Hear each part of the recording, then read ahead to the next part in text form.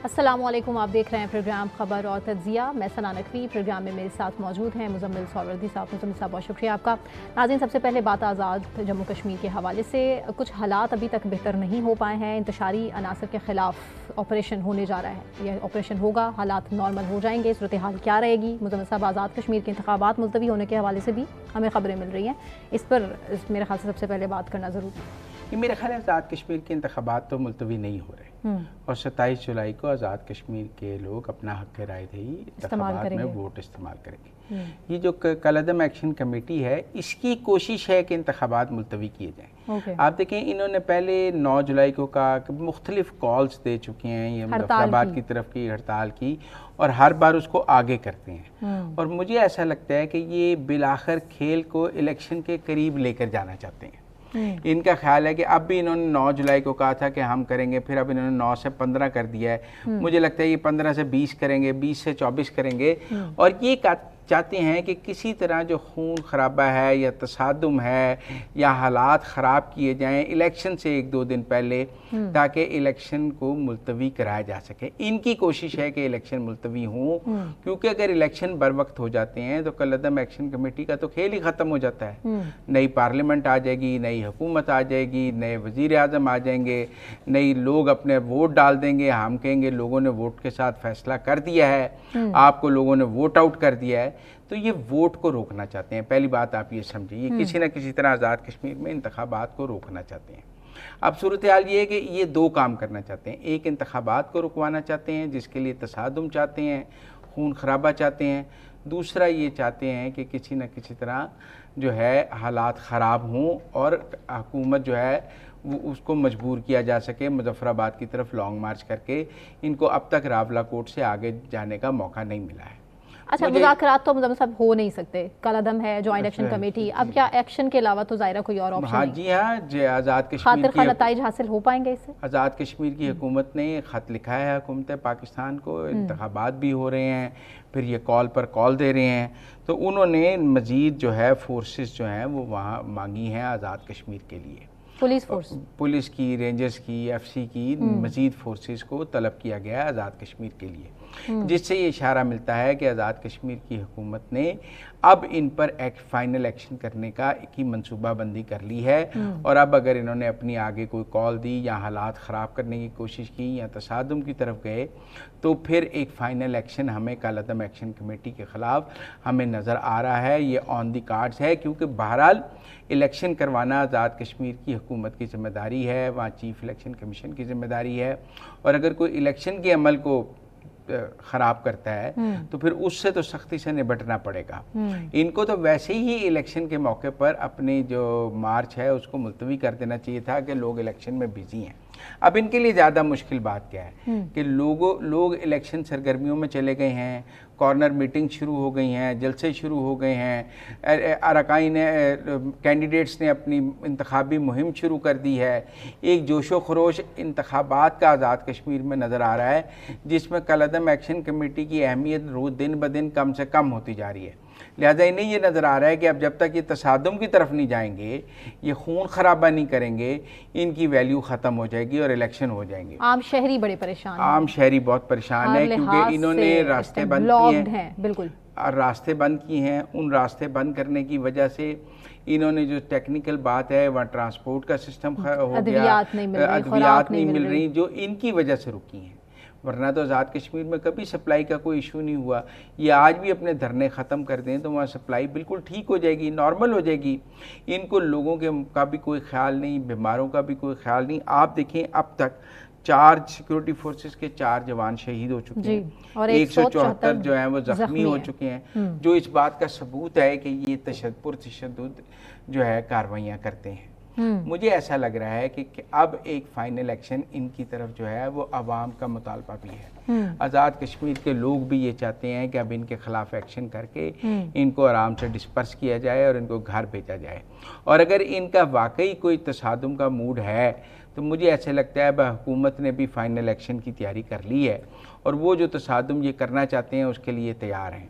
इनके पास असला है, वारावला कोर्ट में भी इनके लोगों के पास असला नजर ये आया। बड़ा सवाल उठा रहे हैं लोग कि असला कैसे पहुंचा उन तक। और देखिए असला तो पाकिस्तान में हर जगह अवेलेबल है ना, असला कोई ऐसी चीज़ तो नहीं है। ये क्लाशनकोफ और ये सब कुछ इन्होंने जमा किया है, इनको आपको पता है रॉ की फंडिंग है, इनको सारी रॉ की फैसिलिटेशन है, उससे इनको पैसे मिले हैं, उन पैसों के लिए से इन्होंने असला ख़रीदा है।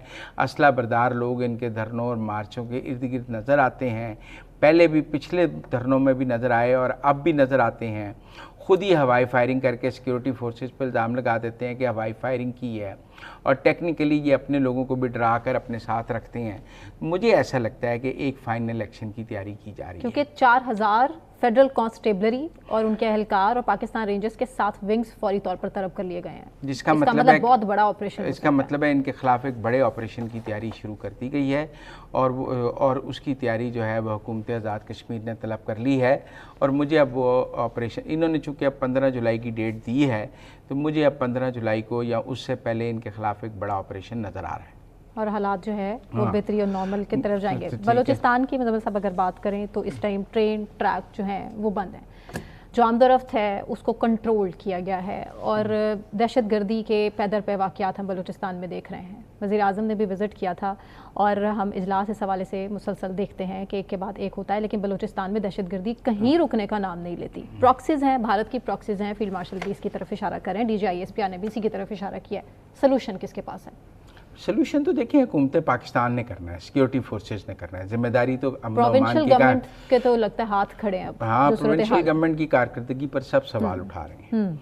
लेकिन लॉ एंड ऑर्डर बुनियादी तौर पर प्रोविंशियल सब्जेक्ट है, और लोग यकीनन ये कह रहे हैं कि जी प्रोविंशियल गवर्नमेंट जो है वो अब बलूचिस्तान के लॉ एंड ऑर्डर को बेहतर करने में उसकी वो कारकर्दगी सामने नहीं आई जो उनसे तवक्को की जा रही थी। सिर्फ बयानिए से तो आप दहशतगर्दों को शिकस्त नहीं दे सकते, बयानिया भी बहुत इंपॉर्टेंट है।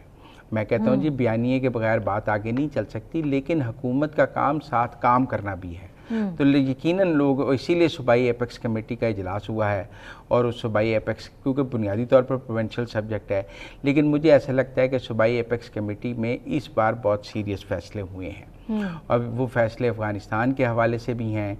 हमने देखा है कि KP के थानों में FC को तैनात करने के हवाले से भी बातचीत है, और गैर कानूनी मुकीम अफ़गानियों को पाकिस्तान से निकालने के हवाले से ऑपरेशन। पाक अफगान बॉर्डर बंद है, उसके बावजूद हम देख रहे हैं कि वहीं से दहशतगर्द आ रहे हैं। कैसे? 2600 किलोमीटर लंबा बॉर्डर है, बंद नहीं हो सकता। उसके जो एंट्री एग्जिट पॉइंट्स हैं वो बंद हैं, उसमें पहाड़ हैं, रेगिस्तान हैं, वैलीज हैं, गारें हैं। आपको अफगानिस्तान का पाकिस्तान का बॉर्डर देखें, ये कोई रूटीन बॉर्डर तो नहीं है, 2600 किलोमीटर लंबा बॉर्डर है। इसको हमने इस पर बाड़ लगाई है, हमने इस पर इसकी सर्विलेंस कर रहे हैं, लेकिन फिर भी ये इतना तवील बॉर्डर है कि इसे मैन टू मैन गार्ड नहीं किया जा सकता, इन्फिल्ट्रेशन हो जाती है। और फिर दूसरी बात यह है कि हमें दूसरी तरफ अफगान हुकूमत का ताउन हासिल नहीं है। वो तो हर वक्त बाढ़ तोड़ने के चक्कर में रहते हैं, वो तो हर वक्त लोगों को गुजारने के चक्कर में रहते हैं, सहूलतकारी के चक्कर में रहते हैं। इसीलिए अब ये बात की जा रही है कि अब अफगानिस्तान के अंदर हमें अपनी सर्जिकल स्ट्राइक्स की हिकमत अमली भी बदलनी होगी। अब टेररिस्ट हाइड आउट्स की बजाय टेररिस्ट को निशाना बनाना पड़ेगा।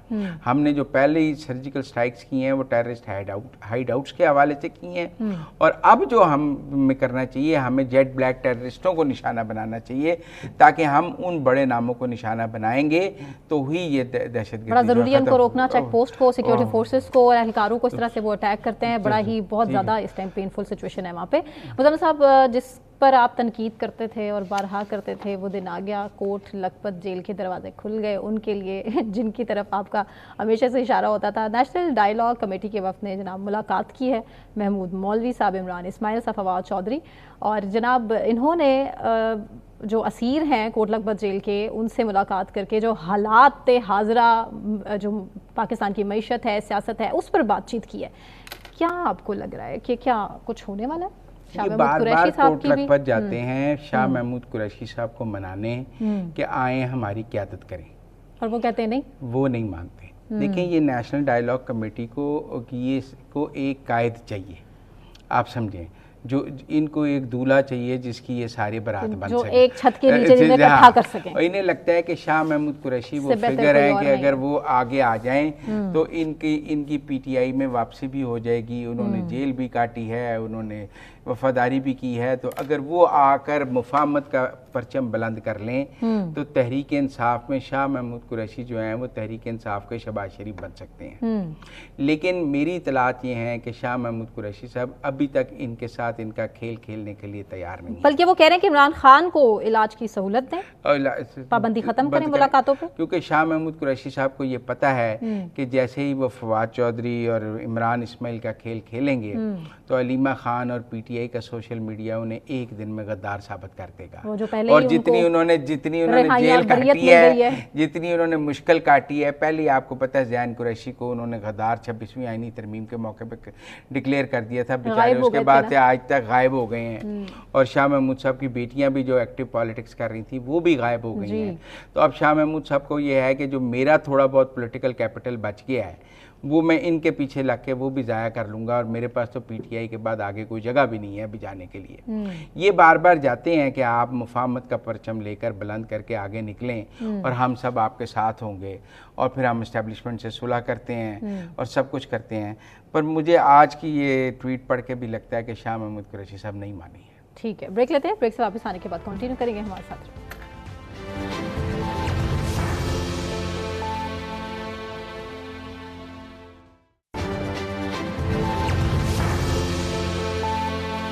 वेलकम बैक नाज़रीन। बात बलूचिस्तान के हवाले से, जहां बदतरीन दहशतगर्दी इस वक्त भी जारी है और दहशतगर्दी के तमाम वाक़यात में भारतीय प्रॉक्सीज मुलविस हैं और सहूलतकारी अफगान तालिबान रजीम कर रही है, और पाक फौज FC बलूचिस्तान पुलिस का ऑपरेशन शबान जारी है, फ़ज़ाई ऑपरेशन भी किया जा रहा है। अभी तक की जो इतलात हैं 75 दहशतगर्दों को तो जहन्नुम हासिल किया जा चुका, जबकि वज़ीर आज़म शहबाज शरीफ ने भी दौरा किया है। बलूचिस्तान हमलों में हमसाया मुल्क का हाथ है, और इसके अलावा फील्ड मार्शल ने भी इस हवाले से स्टेटमेंट दी है कि सरहद पार से होने वाली दहशतगर्दी को रियासत की पूरी कुव्वत से कुचल दिया जाएगा, टॉलरेट नहीं किया जाएगा। मुज़म्मिल साहब स्टूडियोज़ में हमारे साथ मौजूद हैं, जबकि डॉक्टर कमर चीमा ने भी हमें ज्वाइन किया है। कमर साहब बहुत शुक्रिया आपके वक्त के लिए। डॉक्टर साहब, अब बलूचिस्तान के तो नए डायनेमिक्स सामने आ गए ना, वहाँ TTP भी हमें पख्तून इलाकों में नज़र आ गई, और ये जो मंगी डैम वाला इलाका है सारा, ये तो अब TTP ने किया है, पहले वहाँ सिर्फ BLA तक या मजीद ब्रिगेड थी, तो ये तो ज़्यादा चैलेंजिंग हो गया। जी बहुत शुक्रिया मुज़म्मिल साहब, हंसना साहिबा। देखिए बात सीधी सी है कि जैसे अफ़गान तालिबान के ऊपर पाकिस्तान मुसलसल ये प्रेशर डाल रहा था कि ये जो TTP है इसको पाक अफ़गान बॉर्डर से जो है, पहले ये बात हुई कि इसको हटाएं, इसको अंदर लेके जाएं, अफ़गानिस्तान के टेरिटरी पे अंदर घर बना के दिए गए, बहुत कुछ किया गया। तो अब अफ़गान तालिबान ये समझते हैं कि इस TTP को यहाँ से जो है वो डिवाइड कर दिया जाए, कुछ को इधर KP के ये जो कुनर, नंगरहार और ये जो इलाके हैं यहाँ पे रखा जाए, और कुछ को जो है वो पश्तून बेल्ट में बलूचिस्तान भेज दिया जाए, ताकि ये थोड़ी सी जो है ना वो ऑप्टिक्स ये नज़र आए कि इसके ऑपरेशन बढ़ गए हैं, पहली बात। दूसरी बात ये है कि इनके जो हैंडलर्स हैं वो सारी बात है बड़ी देर से कोशिश कर रहे थे। आप देखें ये दोनों डिफरेंट किस्म की मिलिटेंसीज हैं, एक फेथ बेस्ड टेररिस्ट हैं, मिलिटेंट्स हैं, दूसरे एथनिक ग्रुप्स हैं, तो दोनों का जो नज़रिया है, सोच है, वो डिफरेंट है। लेकिन वो इस तरह इकट्ठे गए हैं क्योंकि पीछे जो हैंडलर्स हैं वो ये चाहते हैं, और दूसरा अफगानिस्तान के अंदर जो लीडरशिप है तालिबान, वो भी ये चाहते हैं कि TTP का जो फुटप्रिंट है वो फैलना चाहिए, ये लगे कि ये बहुत बड़ी फोर्स और पाकिस्तान से कंट्रोल नहीं होगी। तो इस तरह की जो चीज़ें की गई हैं ये ऑब्वियसली ऑन पर्पस है, ये डिसेप्शन है, और ये प्लानिंग पहले भी माजी में भी की जा चुकी हैं, और इनके बहुत सारे इनको कोशिश की गई है कि इनको इकट्ठा किया जाए, लेकिन क्योंकि इनके फ्रैंकली नज़रिए डिफरेंट रहे हैं तो ये अलग-अलग ऑपरेट करते हैं। लेकिन क्योंकि फाइनेंसिंग एक जगह से होती है तो जारी बात है वो फिर जिस डायरेक्शन में। लेकिन लोगों का ये ख्याल है कि कुछ हमारी अपनी भी गलतियां हैं। कहते हैं कुछ शहर के लोग भी जालिम हैं, कुछ सानवी मरंदा शौक भी सी। हमारी सिविल गवर्नमेंट की परफॉर्मेंस, हमारी लॉ इन्फोर्सिंग एजेंसियों की परफॉर्मेंस, हमारी इंटेलिजेंस एजेंसियों की परफॉर्मेंस पर भी सवालिया निशान है कि हमारे वो फेलियर्स को तो हम नज़रअंदाज नहीं कर सकते। देखिए मुजम्मिल साहब, ये तो हो ही नहीं ना सकता, जारी बात है इंटरनल फेलियर्स होते हैं तो जब ये ऑपरेट कर पाते हैं। जारी बात है बैड गवर्नेंस की हम बात करते हैं, जब भी आप आप ऐसी इकोनॉमी की बात करते हैं जो स्टेट ऑपरेटर्स में है ही नहीं है। आप ब्लैक इकोनॉमी की, ग्रे इकोनॉमी की बात कर रहे हैं, आप ऐसी इकोनॉमी की बात कर रहे हैं जहां पे रियासत जो है वो जाके अपनी जिसे कहते हैं रेटी स्टैब्लिश नहीं कर सकता। प्रोविंशियल गवर्नमेंट्स जो हैं वो अपनी सियासत देखते रहते हैं। तो मुझे लगता है कि ये जो गवर्नेंस क्राइसिस है, ये जारी बात है, ये तो प्रोविंशियल सब्जेक्ट है और प्रोविंसेस को इसको देखना। हमने केपी में भी देखा कि जहाँ पे हमें ड्रग्स जैसे इशू देखने पड़े और पता चलता है कि गवर्नमेंट, पॉलिटिकल गवर्नमेंट जो है उसकी वो विल नहीं थी। बलूचिस्तान के अंदर टेरेन बहुत बड़ा है, रियासत की जो पॉलिटिकल गवर्नमेंट की आउटरीच उतनी नहीं है, वो चैलेंजेस अपनी जगह। हालांकि अब इनके पास रिसोर्सेज बहुत ज़्यादा हैं और ये पॉलिटिकल क्लास जो बैठी हुई है प्रोविंसेस को, इनको इस चीज़ को देखना है कि इतने 18वीं अमेंडमेंट के बाद इतना पैसा आता है, स्टिल अगर इनकी आउटरीच नहीं है, स्टिल अगर ये लोगों को विन नहीं कर पा रहे और ये जो कुछ ये एलिमेंट्स हैं, तो मेरा ख्याल है कि ये पॉलिटिशियंस की भी जिम्मेदारी है, लोकल पॉलिटिशियंस की भी जिम्मेदारी है।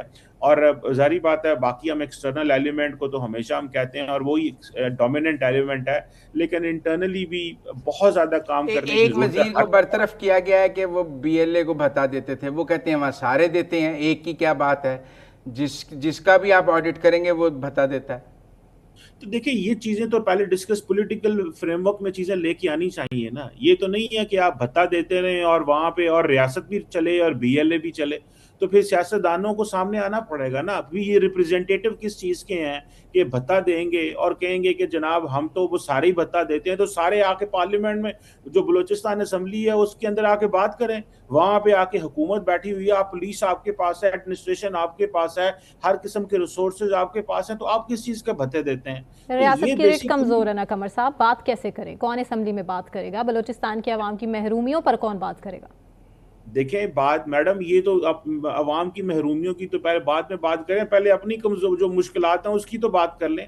तो अगर ये भी बात नहीं करते और भत्ता दे के तो वहां पे सरवाइव कर रहे हैं, तो फिर इनको तो रिप्रेजेंटेशन का कोई हक नहीं है अवाम का। जिस अवाम को ये रिप्रेजेंट कर रहे हैं वो अगर ये कहते हैं कि जी हाँ हम भत्ता देंगे और अवाम जो है उसको वो खुद ही अपनी किस्मत का फैसला करे, तो फिर ये सियासत छोड़ देना। किसने कहा इनको सियासत करें? किसने कहा? अगर आप गवर्नेंस नहीं कर सकते, आपसे चीजें नहीं चलती, आप पाकिस्तान देखें, आप सिक्योरिटी जैसे मसले या पॉलिटिक्स जैसे इशू या गवर्नेंस जैसे इशू को हैंडल नहीं कर सकते, तो आपके पीछे 5-10 और लोग बैठे हैं जो करने की सलाहियत रखते हैं। तो इन लोगों को, हमारे भाइयों को जो मुश्किल में है, समझते हैं कि वो नहीं ये इतने अहम फराइज अंजाम दे सकते और उनको भत्ते देने पड़ रहे हैं, वो केपी में हो या बलूचिस्तान में हो, उनको एब्सोल्युटली ये काम छोड़ देना चाहिए, उनको कुछ और करना चाहिए। ये नहीं है कि रियासत की रिट को कमजोर करने में इनका किरदार हो। इन्होंने तो वोट लिए हुए हैं, ये तो असेंबली में बैठे हुए हैं, तो फिर ये ऐसे काम क्यों करें? और देखें, मेरा नहीं ख्याल अब किसी के पास कोई जस्टिफिकेशन है ये कहने को कि जनाब हम मेहनत कर रहे हैं, हम चीजें कर रहे हैं, लेकिन हमसे हैंडल नहीं हो पा रही। मुझे लगता है कि हमारा भारत हो या अफगानिस्तान हो, दोनों को पता है कि पाकिस्तान की ग्लोबल प्रोफाइल बड़ी है। इस वक्त पाकिस्तान को डेंट डालना जरूरी है। इस वक्त हमारी जो सिविल एडमिनिस्ट्रेशन है, हमारी जो पॉलिटिकल क्लास बलूचिस्तान केपी में, उनको भी चाहिए कि वो अपना किरदार अदा करें। जहां पे पाकिस्तान की प्रोफाइल बहुत हाई है, उसको प्रोटेक्ट करना, उसको सेव करना तमाम का किरदार है। सिर्फ ये नहीं है कि मरकज से प्राइम मिनिस्टर आएगी या फौज आएगी तो वो चीजें देखेगी। आपके पास अरबों रुपए का बजट पुलिस को जाता है, लेवीज को जाता है। अच्छा नहीं, अब जो कल एपेक्स कमेटी का इजलास हुआ है जिसमें सीडीएफ भी थे और प्राइम मिनिस्टर भी थे, आपको क्या लगता है? क्योंकि ऐसे कई इजलास, हर बड़े वाक़े के बाद कोयटा में एक ऐसा इजलास होता है, सीडीएफ भी जाते हैं, प्राइम मिनिस्टर भी जाते हैं, सारे जाते हैं, और एक रूटीन बन गई है अब ये हर बड़े वाक़े के बाद ये इजलास। उस इजलास के फैसलों के ऊपर अमल दरामद नहीं होता या उसके कोई रिजल्ट हमें नज़र नहीं आते। देखें, ये बात आपकी सही है। एक तो रिजल्ट मुजम्मिल साहब नजर नहीं आता, दूसरा लगता है थोड़ी देर बाद ये भूल जाते हैं। मुझे लगता है कि ओनरशिप नहीं ली जा रही, रिसोर्सेज की तो ओनरशिप ली जा रही है। जो पैसा जाता है बजट में उसकी तो ओनरशिप ली जाती है, लेकिन गवर्नेंस की ओनरशिप नहीं। तो अगर ओनरशिप नहीं लेना चाहते, मेरा ख्याल है इसके ऊपर भी बात होनी चाहिए कि ये ओनरशिप क्यों नहीं लेते चीज़ों की। और अगर ये समझते हैं कि ये हर वक्त इनके अंदर खौफ है, तो मेरा ख्याल है कि ये खौफ से तो आप अपना मुल्क नहीं चला सकते। और ये जो असल में मसला आता है कि वो कह रहे हैं जी ये तो लॉ इन्फोर्समेंट का काम है, ये हमारा काम ही नहीं है। असल में काम गवर्नेंस का है। असल तो काम ये है कि सोसाइटी तक आउटरीच करें, schools, colleges, universities, infrastructure, road infrastructure, jobs की बात करें, अगर इन्होंने अपने बच्चों को ही अच्छी यूनिवर्सिटी कॉलेजेस में पढ़ाना है, उनको बाहर भेजना है, अच्छे हॉस्पिटल में, मैं कल भी किसी मिनिस्टर साहब का देख रहा था जी, वो बीमार हुए, उनको अबू धाबी फौरन मुंतकिल कर दिया गया है। तासुर किस तरह का देते हैं मुल्क के अंदर? पाकिस्तान की ये जो पॉलिटिशियंस हैं उनको ये तासुर बिल्कुल नहीं देना चाहिए कि इस मुल्क के अंदर चीजें नहीं है। आपने खुद चीजें एस्टैब्लिश करनी है। अगर असेंबली में बैठ के अगर मेरे पास ही सोल्यूशन नहीं है तो मैं क्यों कैसा मुल्क चला सकता हूं? मेरा ख्याल ये है कि ये हमारे जो लोग हैं ये समझते हैं कि ये काम फौज करे, ये काम आर्मी करे, ये काम सिर्फ पुलिस करे। ये पुलिस और आर्मी एक कंपोनेंट है, जो बाकी कंपोनेंट हैं जहां पे बलूचिस्तान के बच्चों को या केपी के बच्चों को या पूरे पाकिस्तान के बच्चों को ये होप देनी है, उनको मेन स्ट्रीम करना है, उनको यूनिवर्सिटीज कॉलेजेस में लेके आना है, उनको बाहर लेके जाना है, उनको पढ़ाना है, उनको स्कॉलरशिप देनी है, उनके लिए जॉब्स करनी है। ये जनरेशनल प्रोसेस है मुजम्मल साहब, ये कोई ओवरनाइट एक मिलिट्री ऑपरेशन करने से आप इन रिगार्ड टू अफगानिस्तान में जो कहते हैं कि अब जब तक हम स्ट्राइक्स नहीं करेंगे, वहाँ ख़त्म नहीं करेंगे, हमारा मसला हल नहीं हो सकता। और कुछ लोगों की राय है कि जो अब तक हमने नीड बेस्ड स्ट्राइक्स की हैं वो बड़ी हाफ हार्टेड हैं, उनके वो रिजल्ट्स नहीं आए जो हमें चाहिए थी, तो हमें को ऑल आउट स्ट्राइक्स की तरफ जाना चाहिए। देखिए वहां पे तो हमने एक जिसे वो कहते हैं ना, एक चीज सेट कर दी और हमने बता दिया कि अगर अफगानिस्तान की सरजमीन पाकिस्तान के खिलाफ इस्तेमाल होती है तो हम ये करेंगे। देखिए सवाल सीधा सा है, आपने डिप्लोमेटिक ऑप्शंस भी इस्तेमाल कर लिए, आपने पॉलिटिकल आउटरीच भी इस्तेमाल कर ली, आपने रिलीजियस डिप्लोमेसी का भी सहारा ले लिया, people to people contact, trilateral mechanism भी कर लिए आपने। ये जो स्ट्राइक्स की बात कह रहे हैं, जिनको कुछ हाफ हार्टेड कह रहे हैं, देखिए मुझे लगता है कि जो नेक्स्ट राउंड है वो जारी बात है, वो उन लोगों को सजा देने की जरूरत है जो परपेट्रेटर्स हैं, प्लानर्स हैं, इंडिविजुअल्स हैं, जो ये फैसले करवा रहे हैं। अभी तक तो हमने टेररिस्ट हाइडआउट्स पे हमले किए, अभी तक तो हमने उनके डेपोस पे हमले किए जहां पे उनका असला पड़ा हुआ था, या उनकी कैपेसिटी को कम करने के लिए एक्शन किए हैं। मुझे लगता है कि उन डिसीजन मेकर्स को भी, जो कि जारी बात है पाकिस्तान की हिट लिस्ट पे होंगे, पाकिस्तान को एब्सोल्युटली पता है, वो भी मेरा ख्याल है करने की जरूरत है। लेकिन पहला फेज यही था, मेरी एक अंडरस्टैंडिंग है। आइंदा वो जो जारी बात है, जो हमारे डिसीजन मेकर्स हैं, सिक्योरिटी फोर्सेस है, वो क्या फैसले करते हैं, मेरा ख्याल है उन तक भी पहुंचा जाएगा और उनको भी सजा दी जाएगी कि अगर पाकिस्तान के आम लोग जो हैं वो शहीद होते हैं और अफगानिस्तान की सरजमीन कॉन्टिन्यूसली, या अफगानी ऐसे लोग जो अफगानिस्तान पाकिस्तान के अंदर आते हैं, तो उनको भी टारगेट किया जाए। सो डिसीजन मेकर्स तक भी पहुंचना चाहिए। और मेरा नहीं ख्याल कोई हेजिटेशन है मुजम्मल साहब, ना ही कोई सोच है कि शायद हम नहीं कर सकते, बिल्कुल कर सकते हैं। हर एक पाकिस्तानी को प्रोटेक्ट करना रियासत की जिम्मेदारी है और वो किया जाएगा। लेट्स सी ये कब पॉसिबल होगा। बहुत शुक्रिया कमर साहब। ब्रेक लेते हैं, ब्रेक से वापस आने के बाद यहाँ से कंटिन्यू करेंगे।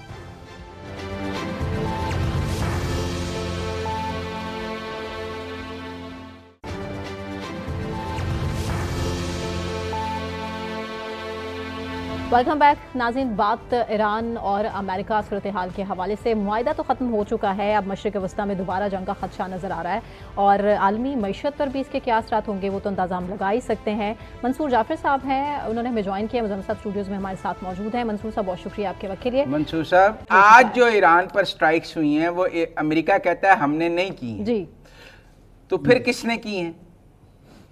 ये ऐसे ही है जैसे आपको याद होगा जब ये सीज़फायर का मायदा होना था तो उस वक्त यूएई पर कुछ स्ट्राइक्स हुई थी, तो उस वक्त ईरान कह रहा था कि हमने नहीं की।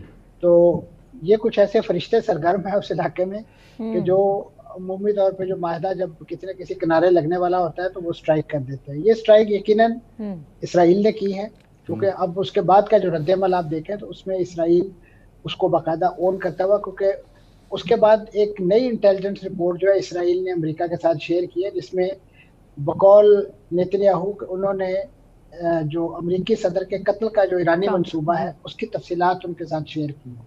तो अब आपको अंदाज़ा हो सकता है कि इस स्ट्राइक के पीछे कौन है। और जो रद्देअमल ईरान की तरफ से आया है, उन्होंने यही कहा है कि इस नौइयत के जो हमले हम पर हो रहे हैं, इसमें इसराइल पर या इसराइल को पे बैक करना वो कोई एक्सेप्शन नहीं है, हम इसराइल पर भी अटैक कर सकते हैं। तो लिहाजा कोई इसकी जिम्मेदारी ले या न ले, सबको मालूम है कि इसके डांडे कहाँ जा रहे हैं, क्योंकि इब्तदाई तौर पे आपने देखा जो अमेरिकी स्ट्राइक्स थी उसके जवाब में ईरान का जो हदफ था वो वही रवायती तौर पे जो जीसीसी कंट्रीज हैं, बहरीन है, कुवैत है, और उन पर उनका हदफ था। लेकिन इस हमले के बाद आपने देखा कि ईरान की तरफ से किसी किस्म का कोई स्ट्राइक जो है वो जीसीसी कंट्रीज पर नहीं की गई। तो ये एक इनडायरेक्ट रिकग्निशन है इस बात की कि ये स्ट्राइक डेफिनेटली इसराइल की तरफ से आई है। लेकिन अब क्योंकि वो एक डिस्टेंस पर टारगेट मौजूद है और उसके लिए या तो ड्रोन इस्तेमाल होते हैं या बैलिस्टिक मिसाइल टेक्नोलॉजी इस्तेमाल होती है, तो इस वक्त मैं समझता हूँ ईरान फौरी तौर पे शायद ये फ्रंट नहीं खोलना चाह रहा, क्योंकि अभी ताज़ा उनके जो रहबर आला है उनकी तदफीन और उनके सफर आखिरत का मरहला मुकम्मल हुआ है। तो वो नहीं चाहते कि इस वक्त घरों को वापस लौटता हुआ वो जो जम्मे गफीर है वो किसी तरीके से इस टारगेट का निशाना बन जाए या इसराइली या किसी और हमले का निशाना बन जाए, और उसके बाद जो रद्द-ए-अमल वहाँ पे पैदा होगा वो रद्द-ए-अमल शायद ईरानी गवर्नमेंट के लिए भी संभालना जो है वो मुश्किल हो जाएगा। और ये भी हमने देखा है कि ईरान जो है वो अपने दोस्त खो रहा है। मसलन कतर और सऊदी अरब जीसीसी में वाहिद कंट्रीज थे जो उसके साथ आउट ऑफ द वे खड़े नजर आए, और उसने कतर और सऊदी अरब के ही टैंकर्स पर मिसाइल चलाए और फिर कतर ने उस पर काफ़ी एहतजाज भी किया। अब इराक़ची साहब कतर और सऊदी अरब के वज़राए ख़ारजा से दोबारा मुसालत शुरू करने की बात कर रहे हैं। तो ये कोई बात समझ नहीं आती कि आप उन्हीं को मारते हैं फिर उन्हीं से कहते हैं हमारी सुलह भी करा दो अमेरिका से। मैं समझता हूँ कि इस वक्त ईरान जो है वो हमें आबना हुर्मुज़ के कंट्रोल के हवाले से ओवरली ऑब्सेस दिखाई देता है। ठीक है, उनको उनके टेरिटोरियल वाटर के करीब से वो गुजरते हैं और वो सारा एक उनको नेचुरली अल्लाह ने ब्लेस कर दिया है इस पोजीशन के हवाले से, लेकिन कुछ ज़मीनी हक़ाइक़ हैं जो उन्हें इस वक्त अप्रिशिएट करना होंगे। बिलखुसूस रिसेंटली जो इस माहदे के मौके पे जो उनकी ओमान के साथ गुफ्तगू हुई है इस आबना हुर्मुज़ के हवाले से, उसी का नतीजा था कि इसमें जो प्रोविजन शामिल की गई थी आबना हुर्मुज़ के कंट्रोल के ज़िम्मन में, उसमें ये बात वाज़ेह की गई थी कि ईरान 60 दिनों तक इसको एक फ्री शिपमेंट के लिए खोलेगा, ना उस पर कोई टैरिफ लगाएगा ना कोई और कदगन लगाएगा, ताकि इस वक्त जो बल्क इकट्ठा हो चुका है दोनों अतराफ पे आबना हुर्मुज़ के वो किसी तरीके से यहाँ से गुजर जाए और अपने अपने मंजिलों पर चला जाए। लेकिन ईरान जो है उसे शायद इस बात का अंदाज़ा, इसकी अहमियत का या इस चोक पॉइंट का मैं समझता हूँ जो पावर का अंदाज़ा हो गया है, क्योंकि ईरान के पास और इस वक्त कोई ऐसी लीवरेज नहीं है। वो न्यूक्स के हवाले से बिल्कुल मैं समझता हूँ सरेंडर कर चुका है। उन्हें इससे कोई दिलचस्पी नहीं कि उनका यूरेनियम रहता है, अमेरिका ले जाता है, रूस ले जाता है, तबाह हो जाता है।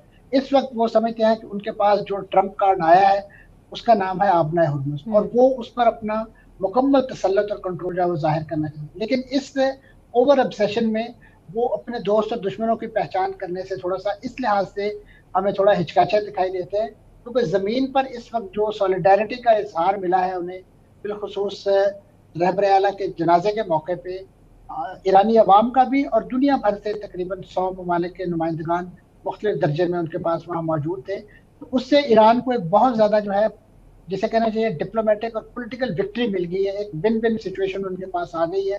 तो उसके हाथों वो इस वक्त कुछ ऐसे गलत फैसले करते जा रहे हैं कि जिसमें वो अपने दोस्त खोते जा रहे हैं। बिलखुसूस कतर को निशाना बनाना, कतर खुद अब सालसी के अमल में मुतावन कर रहा है।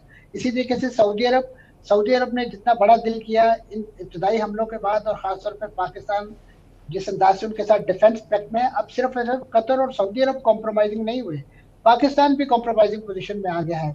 ऐसे में जाहिर है जब पाकिस्तान का डिफेंस पैक्ट है सऊदी अरब के साथ, तो अगर सऊदी जो टारगेट्स हैं उनको निशाना बनाया गया तो पाकिस्तान तो अपनी ड्यूटी फुलफिल करने के लिए जाहिर है उसे आगे आना पड़ेगा। ऐसे में क्या ईरान मुतहम्मिल हो सकता है कि इस मौके पे वो बिल्कुल दुनिया में यको तन्हा रह जाए और उनको जिस तरीके से पहले आइसोलेट कर दिया गया है उनको एक बार फिर अमेरिका या इसराइल जो है इन बातों के प्रिटेक्स्ट में जो है उन्हें दुनिया में एक बार फिर तनहा कर दे। और भी ताज़ा उनकी सैंक्शन जो है वो लिफ्ट होने की बातें हो रही हैं, उनको तेल फरोख्त करने की। तो ईरान को चाहिए कि कम से कम ये 60 दिन का लीन पीरियड जो है इसको वो बड़ा इफेक्टिवली जो है अपने हक में इस्तेमाल करे। इस मौके पे किसी किस्म की कन्फ्रंटेशन और बिलखुसूस कोई ऐसी पॉस्चरिंग ना करे कि जिसके नतीजे में वो अपने हमसायों के अंदर भी अकेला हो जाए और दुनिया में भी अकेला हो जाए, और ख़ासतौर पे वो मुखलिस दोस्त के जो उनके साथ सालसी के अमल में भी शरीक हैं और उनको हर तरीके से आपको आगे कोई सालसी नजर आ रही है कि सालसी बंद हो गई है? लोग कहते हैं रास्ता बंद हो गया है, द एपिसोड इज ओवर। नहीं, ये बिल्कुल इसमें समझता हूँ ये थोड़ा सा ओवर सिंप्लीफिकेशन है इस चीज़ की। क्योंकि आप देखिए तो अमेरिकी इंतजामिया की तरफ से भी जो रिपोर्ट्स आ रही हैं, जो उनके मुख्तलिफ अखबारात रिपोर्ट कर रहे हैं, उसमें सालसी के अमल को जो है वो इनिशिएट किया जा रहा है। और ख़ासतौर पे ये जो 11 जुलाई वाला मरहला है ये पाकिस्तान में होगा। आज या किसी वक्त आपको ईरानी वफद के उन टेक्निकल टीमों के नाम शायद सामने आ जाएंगे कि जो इस मरहले पर पाकिस्तान तशरीफ लाएंगे और इस प्रोसेस को आगे बढ़ाएंगे। क्योंकि देखिए इस वक्त अमेरिका और ईरान दोनों के पास और कोई दूसरा ऑप्शन मौजूद नहीं है मुज़ाकरात के अलावा। देखिए अमेरिका ने अपनी मिलिट्री माइट इस्तेमाल करके देख ली, ईरान को आइसोलेट करके देख लिया। अब ईरान के अंदर जो एक सॉलिडारिटी का इजहार हुआ है, उसके बाद अमेरिका को जाहिर है अपने अवाम को कुछ बताना है। क्योंकि लोग तो डोनाल्ड ट्रंप से पूछते हैं कि आप तो कहते थे कि वहाँ जैसे ही हुकूमत खत्म होगी और दुनिया सड़कों पे आ जाएगी और आप जिसके सर पर हाथ रखेंगे वही ईरान का वजीर आज़म और सदर बन जाएगा। अब तो यहाँ पे बिल्कुल काया पलटती हुई दिखाई दे रही है दुनिया। एक ऐसा शख्सियत के जो 4 माह पहले इस दुनिया से रुखसत हुआ, उसके गम में आज भी धाड़े दौड़ कर रो रहे हैं। लेकिन आप ये देखें, जो जनरल वहीदी ने भी कहा है कि हम इंतकाम लेंगे, और जो सुर्ख झंडे हैं, ये जो इंतकाम की आवाज़ इस तदफीन से आई है, वो तो यही लगता है ना कि आपने ट्रंप से इंतकाम लेना है, आपने अमेरिका से इंतकाम लेना है। तो जब एक तरफ इंतकाम की बात है, आपका आर्मी चीफ जनरल वहीदी कह रहा हो कि हम इंतकाम लिए बगैर रुकेंगे नहीं, तो फिर सुलह और सालसी कैसी? देखिए मुजम्मिल साहब, जनरल वहीदी साहब भी जो है ना वो ईरान के ट्रंप ही लगते हैं। वो जिस नौयत के बयानात इस वक्त दे रहे हैं वो उनको ज़मीन पर ट्रांसलेट नहीं कर सकते। यही वजह है कि उनके इस बयान के बाद आपने देखा कि डोनाल्ड ट्रंप साहब तुर्की से जब अपने वो नए एयरफोर्स 1 में उन्होंने वापस जाना था तो उन्होंने पुराना मंगवाया सिक्योरिटी पॉइंट ऑफ व्यू से कि कहीं नया लॉकअप ना हुआ और उसको निशाना ना बना दिया जाए। और यही वजह है कि अब डोनाल्ड ट्रंप साहब को इसराइल दोबारा से अपना दोस्त बनाने के लिए चाहे खुफिया जो भी बुनियादी या बेबुनियाद मालूमात ये फराहम कर रहा है कि कैसे ईरान आपको निशाना बनाने के लिए प्लानिंग कर रहा था। तो ऐसे में फ़ायदा किसका हो रहा है? ईरानी अवाम का तो फ़ायदा नहीं हो रहा और ना ही वो अपने कोई पासदारान इनकलाब का फ़ायदा कर रहे हैं। तो ऐसे में जैसे डोनाल्ड ट्रंप साहब ये बयान देते हैं मैं तारीख मिटा दूंगा, मैं ये कर दूंगा, मैं वो कर दूंगा, तो आपके पास कौन सा ऐसा अलादीन का चिराग है कि जिसको इस्तेमाल करते हुए आप बराह रास्त अमरीका पर सदर पर जो है हमलावर हो जाएंगे? और एक ऐसे सदर के जिनके साथ आप इस वक्त निगोसिएशन के अमल में हैं, तो फिर आप इस नौयत की हरकत करके दोबारा क्या अपने टेबल उलटना चाहते हैं और उसके नतीजे में आप खुद को एक बार फिर तनाह करना चाहते हैं? ये बुनियादी तौर पे वो कर्रोफर है जो मैदान जंग में जैसे अपनी चालों के जरिए किया जाता है, यहाँ पे इसी नौयत का रिहॉर्ट्रिक और बड़े स्ट्रॉन्ग वर्डेड स्टेटमेंट्स और बयानात के जरिए अपनी अपनी जो दाखिली बुनियादी तौर पर कॉन्स्टिट्यूंसीज हैं उनको, मैं तो अगर गैर पार्लिमानी लफ्ज इस्तेमाल करूँ तो पागल बनाने के लिए कोशिश है। ना तो अमेरिका बना सकते हैं अपने अवाम को आज के दौर में पागल, और ना ही ईरान की क़यादत जो भी हार्ड लाइनर है या सॉफ्ट स्टांस रखती है वो इस नौयत के बयानात या इस नौयत के ऐलानात के जरिए अपने अवाम को धोखे में रख सकती है। ईरानी अवाम का कंसर्न इस वक्त मुजम्मिल साहब हकीकत में ये है कि उनके असासाजात वागुजार हों, किसी तरीके से उनके लिए ओपनिंग्स पैदा हों। मईशत इस वक्त बिल्कुल निचले बैठ गई है। उसके साथ साथ आबनाए हुर्मुज़ को बंद करके जिस तरीके से दुनिया भर की मईशत को तहवाला किया गया है वो एक बहुत बड़ा चैलेंज है। अमेरिका तो अपनी जगह रो रहा है, बाकी आप पाकिस्तान की हालत देख लीजिए कि पेट्रोल कहाँ से कहाँ तक आ गया और अब भी उसको नॉर्मल करने में पता नहीं कितने महीने लगेंगे। तो ये वो ज़मीनी हक़ाइक़ हैं, ज़मीनी चैलेंजेस हैं यकीनन ईरान की हुकूमत और उनके जो इस वक्त फैसला साज हैं उनके सामने। पर वो कहते हैं कि ईरान की सिविल हुकूमत और पासदारान इनकलाब में इख्तलाफ है इसके ऊपर। पासदारान इनकलाब आबनाए हुर्मुज़ पर कंट्रोल पर कॉम्प्रोमाइज़ नहीं चाहते, पासदारान इनकलाब जो हैं वो और GCC पर कॉम्प्रोमाइज़ नहीं करने को तैयार। पासदारान इनकलाब का हिजबुल्लाह पे या हूसियों पे या हमास पे, और दूसरी तरफ जो सिविल गवर्नमेंट है वो कह रही है कि किसी न किसी तरह ईरान पर ज़्यादा तवज्जो दें, असासे लें, ईरान की मईशत ठीक करें। देखिए जी, ये जो पॉलिटिकल एजेंडा है चाहे वो हिजबुल्लाह को सपोर्ट करने का हो या दीगर फ़लस्तीनी तंजीमों, वो तो उसी सूरत में मुमकिन है कि जब आपके पल्ले कुछ होगा। तो वो कहते हैं ना, पल्ले ना तेला तो कर दी मेला मेला। तो आपके पास खुद अपने अवाम को देने के लिए कुछ नहीं है। आपका वो सप्लाई चेन रूट जो शाम की सूरत में मौजूद था और वहाँ आपके पास दारान इनकलाब का पूरा नेटवर्क मौजूद था जो एक बड़ा सिक्योर रूट फ्राहम करता था हिजबुल्लाह को। आप देखिए कि उसके ताराज होने के बाद आपकी हिजबुल्लाह का क्या हाल हुआ है।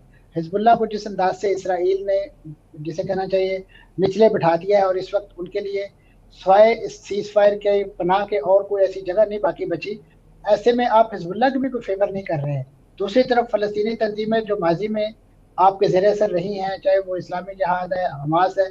इस वक्त भी देखिए कि वहाँ पे हमास इस हद तक तैयार हो गई है कि वो वहाँ पे सिविल इंतजामिया का कंट्रोल जो है वो छोड़कर अगले मरहले की तैयारी के हवाले से इस वक्त बिल्कुल तहीदामा खड़ी है। लेकिन इसराइल फिर भी उनको जो है निशाना बनाने से नहीं चूक रहा। आज भी वहाँ पे हमला किया गया गजा के अंदर, तकरीबन 8 अफराद जो है वो शहीद हुए हैं। तो ऐसे में इसराइल का तो जिसे कहना चाहिए जंगी जुनून जूं का तो बरकरार है, क्योंकि उनको तो एक रेगुलर सप्लाई चेन अमेरिका की तरफ से, मगरब की तरफ से, यूरोप की तरफ से मैसर है। आप कहाँ खड़े हैं? आपके पास तो अभी अपना जो मिसाइल स्टॉक पाइल है वो अब शायद इस दर्जे में नहीं रहा कि आप खुदा न खास्ता अगर इसराइल इस वक्त दोबारा आप पर स्ट्राइक शुरू कर देता है तो आप कितनी जल्दी, कितना बड़ा पैमाने पर उसको रिस्पॉन्ड कर सकते हैं। मैं समझता हूँ कि ईरान को इस वक्त जो दाखिली सपोर्ट है उसे किसी गलत फैसलों की बुनियाद बनाने के बजाय अपने लिए एक बड़ा असासा समझना चाहिए और अपने उन वसाइल को मुश्तमा करने की कोशिश करनी चाहिए कि जिसके नतीजे में वो अवाम हकीकी मानों में किसी रिलीफ की तरफ उनको जाता हुआ दिखाई दे अपने आप को, बजाय ये कि यही अवाम जो आज उनके जनाजे में उनके साथ इज़हार यकजहती के लिए निकले, कल को खुदा न खास्ता यही मॉब जो है किसी हुकूमत की तब्दीली के हवाले से सड़कों पर ना आ जाए। और ऐसे में मैं समझता हूँ फिर ईरानी क़यादत और हुकूमत के पास अपने आप को सेफ करने के लिए न तो पासदाराना इनकलाब काफ़ी होंगे और ना ही उनकी जो फौज है या दीगर उनके बसीज या जो उनका इंटरनल सिक्योरिटी सेटअप है वो उनको बचा सकता है। मंजूर साहब, ख्वाहिश तो इसी चीज़ की थी और यही ख्वाहिश इजराइल और अमेरिका लेकर आगे बढ़े थे और सूरत हाल तो हमारे सामने है। ट्रस्ट डेफिसिट अगर दोनों पार्टीज की तरफ से है तो फिर अब एतबार किस पे किया जा सकता है? ये यूँ कह लें कि पीस टॉक तो हमें खतरे में नजर आ रहे हैं और दोनों तरफ से ही झड़पें चल रही है, बराबर की जो इस टाइम जंग छिड़ी हुई है। तो आपको लगता है कि हालात आने वाले टाइम में नॉर्मल हो सकते हैं, क्योंकि पूरी दुनिया तो इसकी लपेट में है?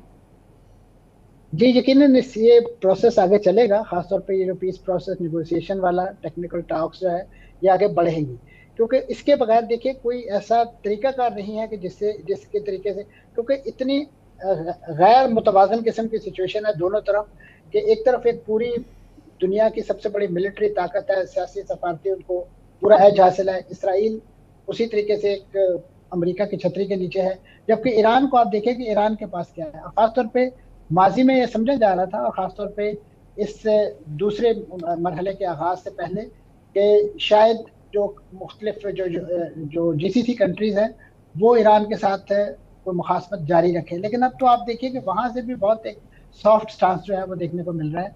कतर है, ओमान है, उसके साथ जो है किसी दर्जे में सऊदी अरब जो है, अगरचे उसमें इमारात और बहरीन और साथ कुवैत वो आपको एक अलग लाइन ऑफ एक्शन लेते हुए दिखाई देते हैं, लेकिन वो ऐसा मैटर नहीं करते हैं। इस वक्त अगर कतर देखिए, कतर बेनिफिशियरी है इसी आबनाए हुर्मुज़ का, उसका तेल और गैस यहीं से गुजरती है। सऊदियों ने अपनी एक अल्टरनेट जम्बू पाइपलाइन जो है वो एक्टिवेट किया, अगरचे वो तेल का वो हुजम एक्सपोर्ट नहीं कर सकती जो दुनिया को रिक्वायर्ड है या उनकी ज़रूरत है माली तौर पे। फुजैरा पाइपलाइन को यूएई अपने तौर पे एक मुतबादल समझता है, लेकिन वो भी इतनी ज़्यादा इफेक्टिव नहीं है। तो लिहाजा इस चैनल के खुले बगैर जो है दुनिया की मईशत जो है वो इसी अंदाज से तहबाला रहेगी। और ख़ासतौर पे इस वक्त जो सबसे बड़ा कंसर्न है वो जो शिपिंग लेन्स को इंश्योरेंस फराहम करने वाली कंपनियां हैं वो इस वक्त बहुत बड़े बवाल में है। तो वो नहीं चाहती कि। बहुत शुक्रिया मंसूर साहब, बहुत शुक्रिया मंसूर साहब। वक्त की कमी की वजह से बहुत शुक्रिया मंसूर साहब आपका भी। मुझे सना नकवी को इजाज़त है, अपना ख्याल रखें, अल्लाह हाफ़िज़।